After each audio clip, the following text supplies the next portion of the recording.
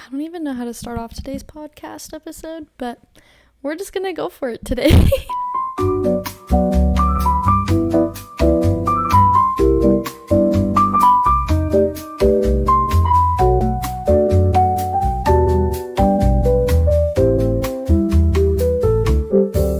Hi, and welcome to the Really Perfect Podcast. I'm your host, Amelie Castillo, and today it's going to be a little bit different. I'm not usually someone to kind of talk about serious things, but I feel like with this one, it's kind of needed. And it's something that has been on my mind this week and something that I've just kind of been processing through and have just kind of been thinking back on and reminiscing on how I kind of got through this little stepping stone in my life. So without further ado, let's just get into it. I know that a lot of us, especially as older children, or maybe even single children, only children, I guess you could say, we feel like there are so many expectations just placed onto our shoulders, and we feel like we will never be able to reach them because we feel like that expectation is usually, if not always, perfection. We feel like our parents only expect perfection from us because we are the oldest and because we need to be the ones to set the example for others. And that's kind of it's a big weight on our shoulders as oldest children. And so I just kind of wanted to share some tips of things that I have done kind of growing up to overcome this negative mentality of these expectations, mainly of this expectation of perfection and expectations placed on us by other people. So I'm not necessarily focusing on perfection necessarily, I'm just focusing on expectations that have been placed upon us by other people. Kind of repeated myself, but I just want to be clear about my message today and what I'm wanting to share. So I kind of just want to talk about things that I have done to overcome this negative mentality and to overcome these super high unrealistic expectations that are often placed upon us by parents, mentors, friends, peers, literally anybody surrounding you, even social media and the city that you live in. Those can definitely place expectations upon you without you even realizing it, to be quite honest. The first thing that I kind of want to go over is what I have done with other people's opinions on my life. So when it comes to others' opinions about my life decisions or my life choices, I like to take a step back and kind of view what is actually going on in my life versus how they view what is going on in my life and how I'm managing my time. And it's really important to do this openly and honestly, especially in the moment that someone is either critiquing you or giving their opinion on your circumstances and your life. And something that is super important to recognize for me is I'm imperfect. You are imperfect. We are literally all imperfect. But anyways, despite that, there is literally no way for me to make a perfect choice because I myself am imperfect and I'm learning how to make better choices and how to make good choices and not perfect choices because I know perfection is not going to be attained in this life. So I kind of want to explain this a little bit better by sharing kind of an experience that I had a while ago. This was about a year or so ago, or maybe even like a couple months ago, probably earlier this year. I can't remember, to be honest, because the timeline has it's just kind of mushed together. I was talking with someone and they were kind of coming at me. We were in a little bit of a dispute over something that had happened, and they started coming after me about how lazy I was and how I wasn't doing anything with my time and how all I was doing was just sitting on the couch and watching movies with my husband, who was my boyfriend at the time. This is when we were dating, or maybe we were engaged. I can't remember exactly because I think we were in the middle of wedding planning and everything at the time. But anyways, I was talking with this person, and as they're chewing me out for being lazy, I kind of shut off for a little bit from listening to them. And I took a step back and I decided to listen to myself and review how I was managing my time when they were saying that all I was doing was, watching movies and just chilling all the time and sitting on my butt and doing nothing, basically. So I took the time to just review what was going on and what I had been doing, and it turned out I was working in the morning. Right after I got off work, I would go straight to school and have about 10 minutes to eat a lunch. I would go to class right after and had about a 10-minute break in between that. And then I was in classes for a couple hours after that. And right after all my classes ended, I would start homework. And depending on how homework was going, I'd either end my homework at 7:30, sometimes 8 o'clock. It all depended on how much homework I had for the week and how I kind of planned it, because I like staying ahead with my homework. I can talk about this in a future episode and kind of how I organize my time with my schooling and whatnot for those who want to hear about that. But I had a certain way that I organized everything, and if I didn't get certain assignments done on a certain day, because I like getting them done in advance, then I would have to spend a little bit longer, or maybe I'd have more time to do whatever I wanted in that day. It all just kind of depended on what my schedule was for the week and how I managed my time with homework, but I was usually doing homework until about 7 to 8-ish every single night.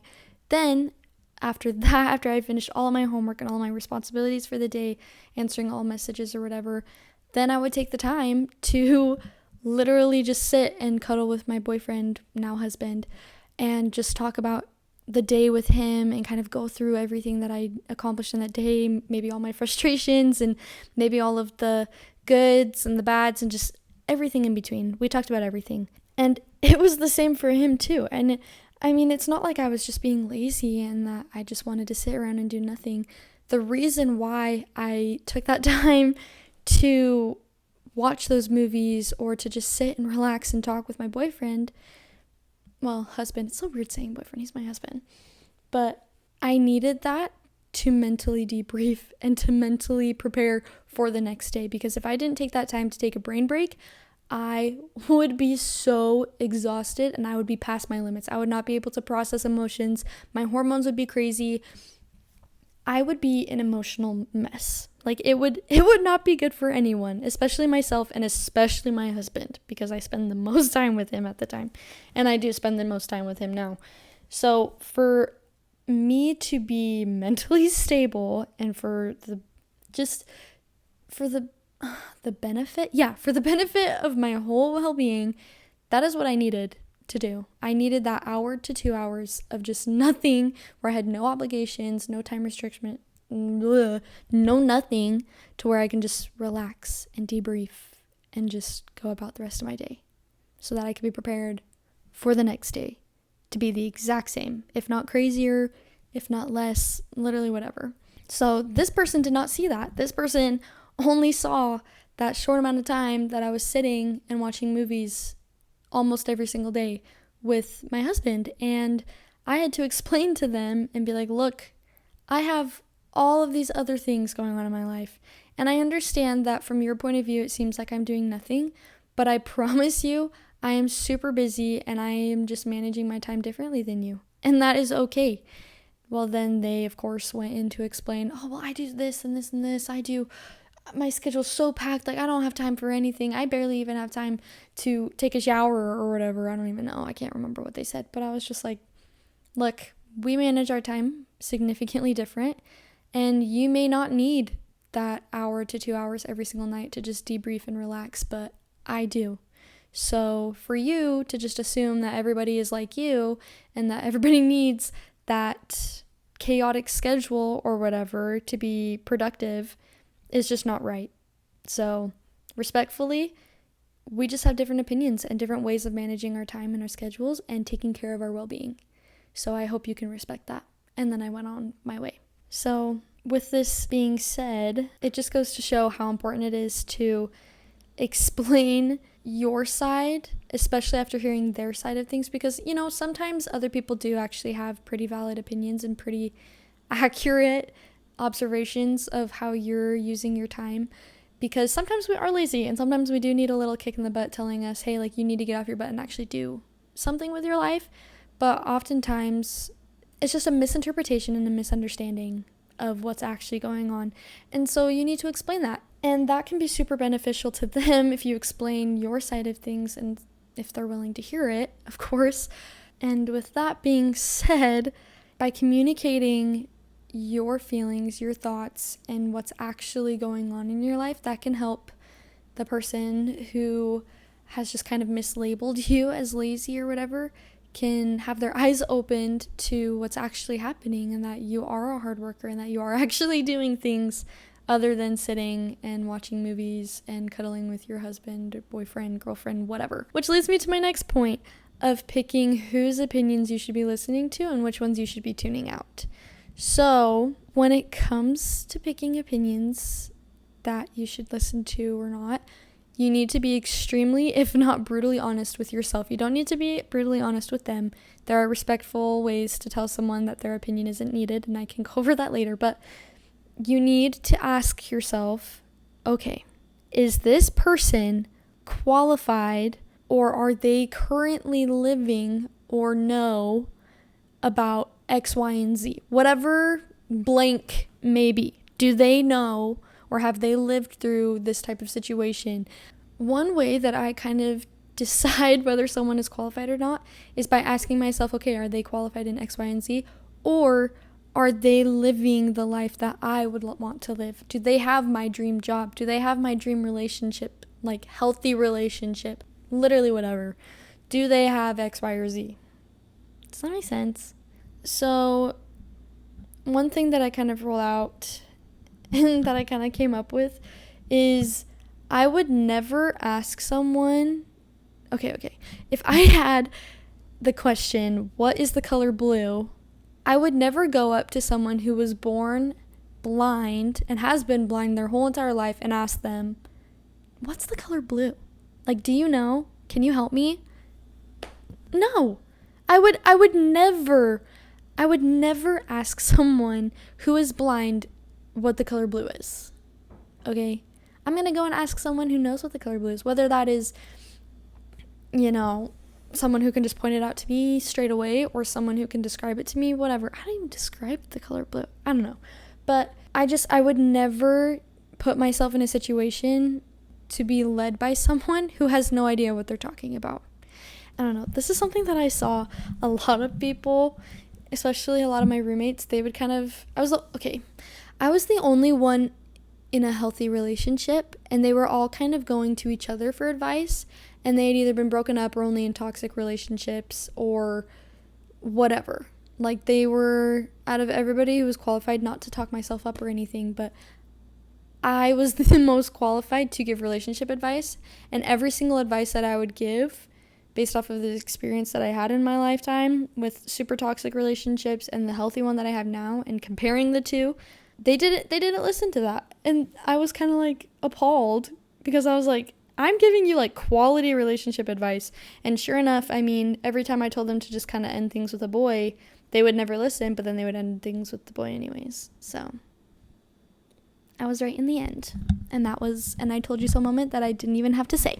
But anyways, this doesn't just apply for you asking advice. This also applies to people who are giving their advice or their opinion where it is not wanted or needed. Okay? Because I feel like sometimes people, they try their best, and they really want to be helpful, but it's those people that have no idea what they're talking about, and they just kind of unload everything that they think they know, you know what I mean, onto you, and it just ends up confusing you and just being super not good. So next time someone is giving their unwanted opinion, ask yourself, are they qualified to be giving me this information or to be giving me this type of advice? And if not, move on and ask someone else, because chances are you're going to find someone else that's going to give you better advice that's actually going to be helpful, and it's not going to waste your time. Because I'm all about saving time and energy. Let's be real here. I think we all are. We all want the quickest route. We all want the thing that we want super quick. Does that make sense? We all want the thing that we want as quick as possible. Like a job or a book or a relationship or whatever. The body that we want. I don't know what I'm trying to say here, but you get what I'm trying to say, I hope. That was super confusing. Ignore that. But anyways, I just kind of turning it back to feeling like all of these expectations are weighing you down or whatever. Oftentimes, the opinions of others, like our parents, mentors, peers, friends, or whatever, they really are just trying to have your best interests at heart. but sometimes you just need to tune them out because sometimes they are not qualified to give you that information because they don't understand the full picture. And that is totally okay. But don't just ignore your parents out of spite, okay? And don't ignore your peers or anybody for that matter just because you're wanting to do it out of spite because you're mad at them or you're angry at them or they're saying things that you don't like. Just because they're saying things that you don't like doesn't mean you don't need to hear it, okay? It's important to recognize if they're qualified or not, because some people just try to give their opinion whenever because they just like to talk and they like to know everything. They're one of those know-it-alls. Is that what a pick-me is? I don't even know. Anyways, they're just a know-it-all and they like to know everything. And with those people, I kind of just go, well, thank you. And then I just throw it in the trash because they're not qualified to give me that type of information or that knowledge or whatever because they don't have the job that I want and they're not currently working in it or they're not in the relationship that I want or whatever. It's just, you know what I mean? Take the tough advice, but also take the softer advice from people who are genuinely qualified to give their advice. Okay, next. Okay, so the last 2 points that I want to go over before this video becomes super long is 1, recognize and celebrate all your successes, and 2, surround yourself with those people who not only have your best interests at heart, but sincerely want to help you. I've always been pretty good at celebrating my successes and recognizing them, but there did come a time when I was younger, and it was for quite a few years of my life, where I kind of lost sight. Why did I make that sound? I kind of lost sight and knowledge of all of the things that I was doing well because everything that I was doing wrong and all of the mistakes that I was making and all of my flaws were being brought to the table. And I wasn't being recognized for the things that I was actually doing well. And one of those things that really tore me down was being compared to someone else's successes. So not only were they just comparing me to someone else, they were comparing my failures to their successes and using that to tear me down. Whether that was intentional or unintentional, it doesn't matter. That's just how it was feeling, and that's what was happening, unfortunately. And it became really hard to recognize my successes because everything that was being pointed out were my failures and everything that I was doing wrong. And so I had to get into the habit of taking time every single night to point out my successes and point out all of the things that I was doing well in every single day. And one thing that I did that helped me was I prayed to Heavenly Father to help me see all of the successes that I was going through in that day. And I know if you aren't religious, that's okay. You probably don't pray, but if you do pray, that is a really great option to ask Heavenly Father sincerely and have Him point out all of your successes and all of the things that you're doing well, because that's a really neat experience. Now, if you're not religious, you can still do the same thing, but instead of asking a higher being, you can just ask yourself and take the time to write down notes or take mental notes of all of the things that went well in the day and everything that you did well in the day, because oftentimes we feel the weight of all these expectations on ourselves because people are pointing out our flaws, or they keep I don't even know how to explain this. Just the idea of perfection never goes away. Usually with an oldest child, you're usually always expected to be the example, the perfect one, blah, blah, blah. No one really ever expects perfection, but it can feel like that sometimes. It can feel as though people are wanting perfection from you and nothing else. And so something that I did was this very thing, was point out all my successes and recognize them for what they really are, despite what other people may be saying, and despite all of the negativity that I may be thinking about or that may be floating around in my head. Something else that is super important to do after you recognize your successes is to celebrate them. So if I had a ton of homework that I just finished and I recognize, oh my gosh, like that was super, super hard, like go me, pat myself on the back, I would take myself out to go get a special treat, or I would go and take a walk, or would, start relaxing earlier or whatever. I would reward myself with something and celebrate my success. Like, yeah, I just did all that homework and I did a really good job. Or, hey, like I went to classes and I didn't want to. I'm going to give myself just a 5-minute break to kind of debrief and relax and maybe take a nap or something. But it's important to celebrate those successes because it helps you look forward to every single day, and it helps you to realize and recognize that you aren't a complete and total failure, and you actually are putting in the work to be a successful person, and you actually are putting in the work to take care of yourself, and you actually are putting in the work to better your mentality and to, I don't know, you're just putting in the work and the effort and the time to be productive and to be a productive human being. So it's okay. Congratulate yourself. It's important. So anyways, just recognize those successes. Last but not least, this may be a little bit controversial, but I want to talk about surrounding yourself with people who have your best interest at heart and sincerely help you. Friends are easy to kind of go through and pick and choose because they're not forever, usually. Friends turn family, that's forever, but just your everyday friends, you can go through them so quick, and if they're toxic, they're toxic. Get rid of them. No, you're gonna be fine. Especially in high school. You're not gonna really see anybody from your high school afterwards unless you're one of those townies that just hang out with their high school friends for the rest of their lives. There's a very rare occasion where high school buddies stayed together and it's a healthy, relationship. So there's that. Now, family. This is where it becomes a little bit tricky. What I would recommend is it is okay to take a little bit of time away from family if it is detrimental to you, your mental health, and your physical health, and just your overall well-being. The reason for this is, for me, growing up, I love my family. I really, really, really love my family, okay? They are amazing, and I know that they love me too, and they have my best interests at heart. Just growing up, I became kind of a rebellious child because I felt like I was being controlled. And so the best thing for me was to take that time and move out of my house immediately after high school. I moved out. I was gone. I got a job for the summer. I moved a couple hours away from home, and I lived on my own, and I had roommates. Okay? I didn't have my parents anymore. It was just me and a bunch of high school buddies. That was a mistake, but I met one of my bestest friends, so it turned out being actually okay. But taking time away actually helped to heal my relationship with my family because I was not the nicest and I did not have the best opinion of my family at the time because I just felt so constricted and like I didn't have a lot of freedom to choose and make choices for myself.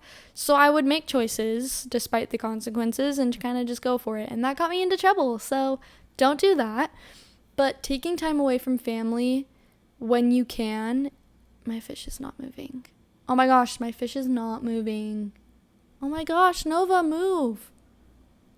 Oh my gosh. I'm sorry, I have to go check on my fish. Oh my goodness, little booger was literally, oh my gosh, you guys, my fish was literally just sitting in her bowl by her leaf like she usually does and was just sitting there. She's probably sleeping and I woke her up from a little nap, but don't scare me like that, my gosh. Anyways, like I was saying, taking time away from my family and moving out was the one thing that healed my relationship with my family, and it helped me to finally feel like I had some sort of control over my life and felt like I didn't have to meet any expectations or feel obligated to make certain choices. Like I was able to actually freely choose for myself, if that makes sense.